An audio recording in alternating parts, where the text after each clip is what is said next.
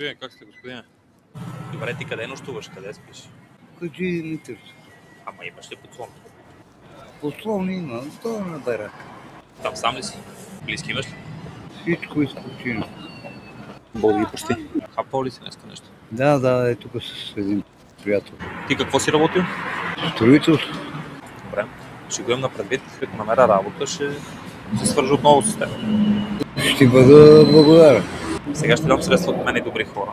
Да имаш следващите дни за хапване. Ще бъда благодарен. Редко са такива. Всеки вика, то, кошар, бърка по кошки. Не съда никой, но не е редно така човек да се обръща към никой, защото в крайна сметка всички хора сме равни и най-важното е хората да се помагаме и да се подкрепяме. Искам ти дам средства. Повече парички ще ти дам. Благодаря. Не се притесняй. Ето заповядай. Прибери си ги. За мен е със злато. Не се държи. Това от мен е добри хора, трябва да се помагаме на хората. Ще помагам и за напред пак. Приятно ми беше. И на мене също.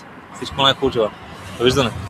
Сърдечно ви благодаря отново, че заедно подкрепяме хората. Всеки, който иска да се включи, може да го направи чрез сметките и линковете, които се намират в информацията на профила.